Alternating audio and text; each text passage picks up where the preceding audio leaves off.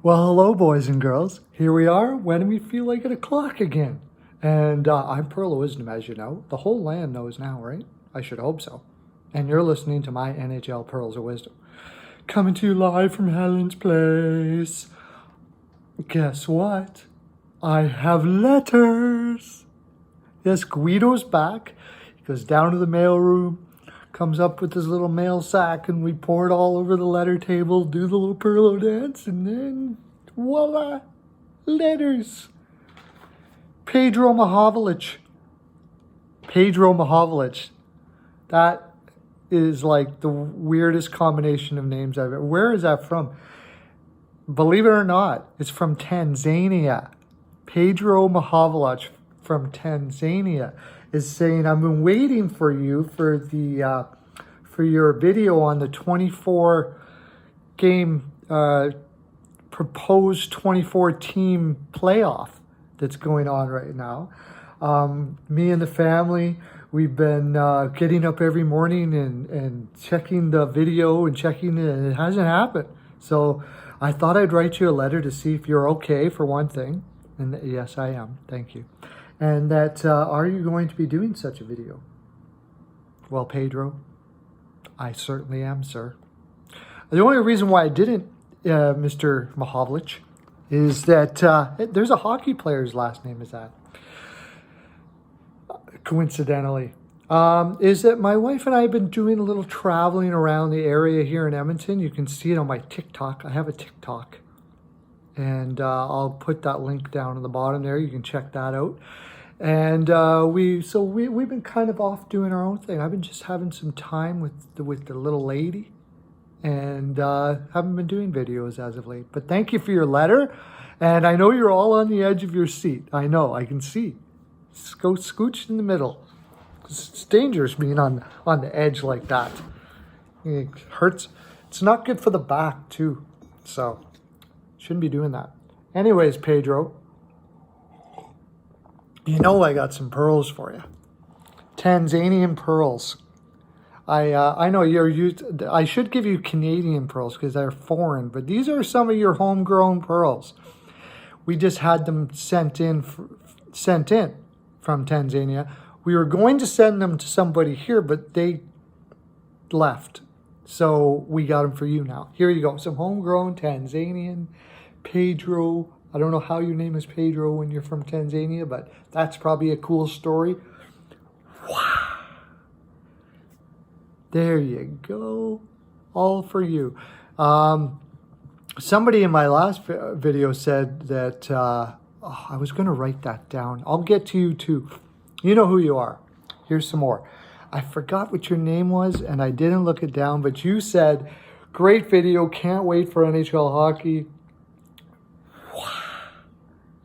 That was my mock draft one you can watch. And I'm sorry about that. You probably subscribed. Write down in the comment section if you haven't received your Pearls of Wisdom necklace.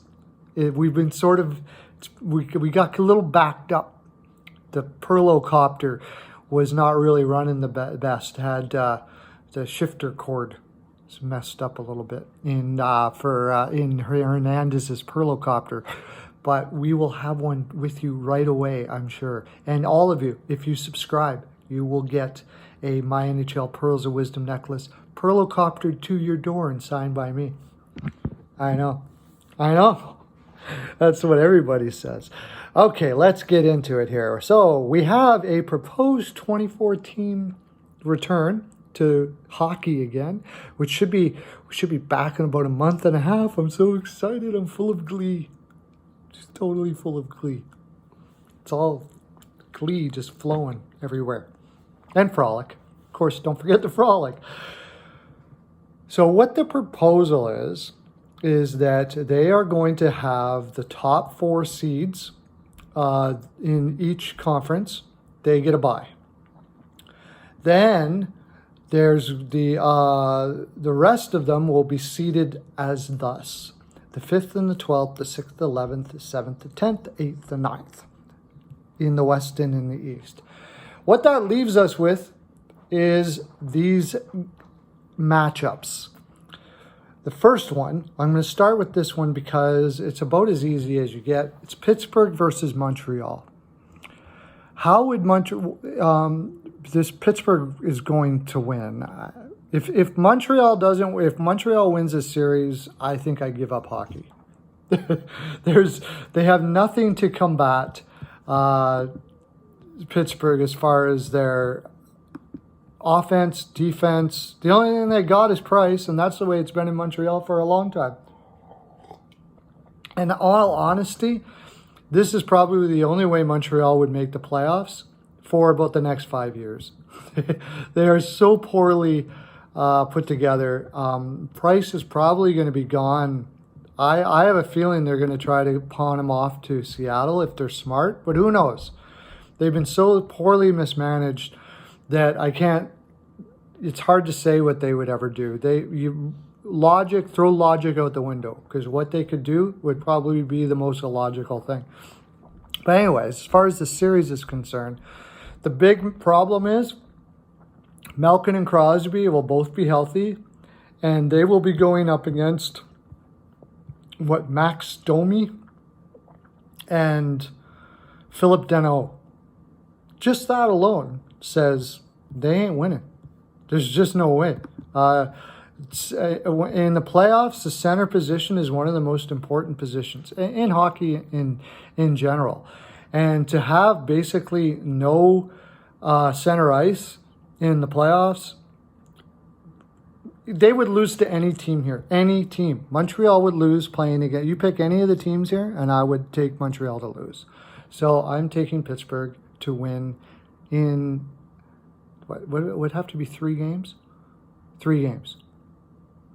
Yes. 3 straight. Sweep. Carolina, New York Rangers. Okay.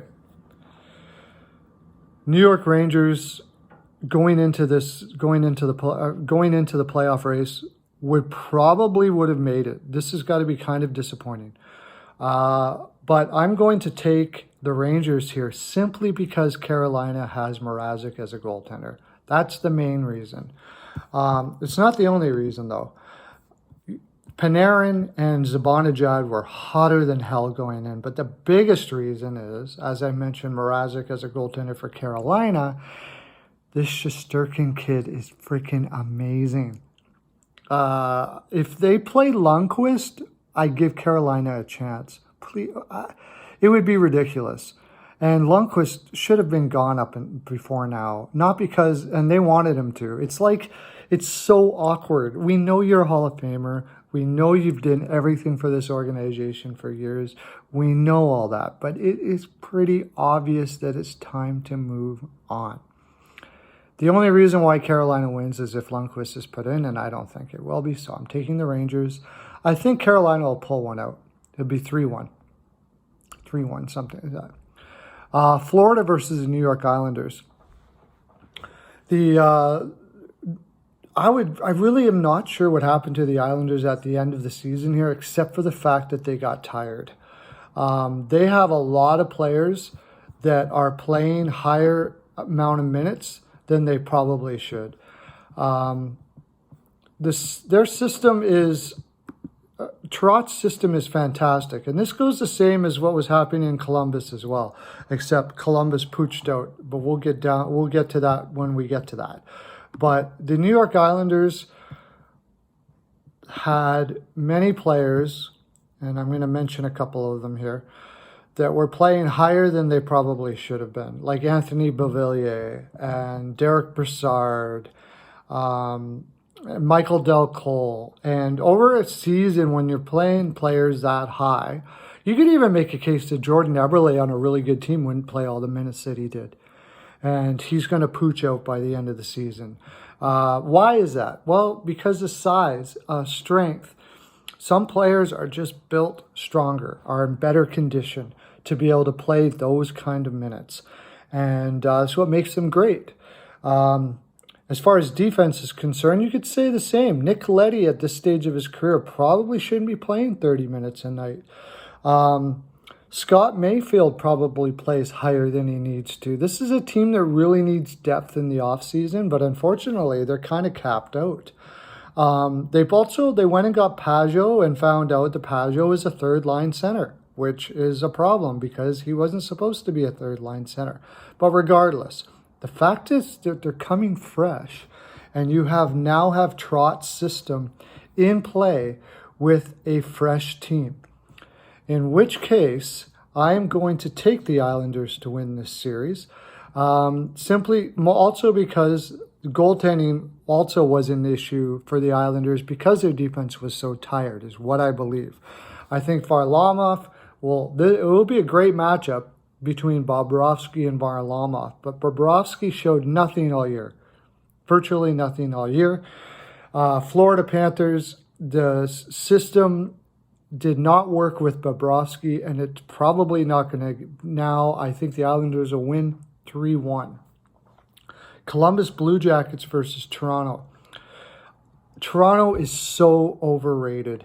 They're fine for regular season, and Babcock was saying this when he got let go. He was saying it last year too. They needed more playoff-type players, and they never got them. Columbus Blue Jackets are going to have Seth Jones and Atkinson back, Bjornstrand, and they have Tortorella, who is probably the best coach of this generation. And they'll also have Korpisalo back, but they'll probably go with Merzlikins. I don't know. I don't know where he's going to go with that. He might go with the veteran to start. Regardless, Anderson might be able to pull it through, but the defense for Toronto is absolutely porous. And I think the Columbus Blue Jackets will dissect them down to nothing. And I wouldn't even be surprised if this went sweep. So yes, I'm taking the Columbus Blue Jackets to win. Now in the West, Chicago, Edmonton. You know what? I went back and forth on this one because like I was talking about with the Islanders, Chicago now has a fresh Taves and Kane and Keith. Now, over a season, those old guys get worn down. They're the funny thing is they're not super old. They're like 32. But honestly, they look pretty old, especially Keith. But having them be fresh changes everything. I'm tempted to take Chicago to win this. I really am. Except that Edmonton was playing so well. Yamamoto was injured. He's probably going to be coming back. This break does help Edmonton injury-wise a little bit. I just think Chicago's not a very fast team. And Connor McDavid and Leon Draisaitl, Nugent Hopkins, this speed, I think in the end, will win over. Also, going into the break that happened because of COVID, Mikko Koskinen looked really good. Crawford is solid, but I don't think I think Mikko was playing as one of the better goaltenders in the league at the time when this happened. Defense, I give it to Edmonton hands down. Chicago just doesn't have the depth on defense. I think it'll be tough. I think this will be one of the ones that go the distance, and I'm going to take Edmonton 3-2. Next series, Nashville, Arizona. This one is the one I wouldn't put any money on this series. I could see either way. Going either way. It really all depends on Saros with Nashville.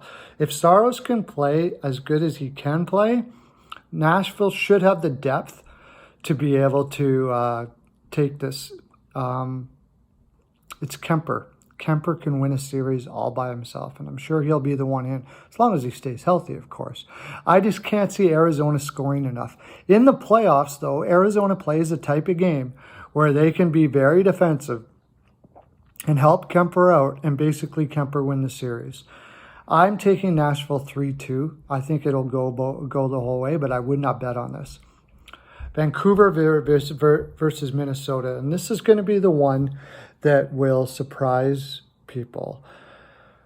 Vancouver's got Pettersson, Besser, they've got Myers and just a solid young team. And Markstrom will be back. And that's why a lot of people are going to be going Markstrom is their goaltender. A lot of people are going to be swayed towards taking Vancouver here for that reason. The problem is Dean Evison had this Minnesota team playing so well going in as soon as he took over. I hope they're not looking for another coach, because this guy was doing unbelievable with this group.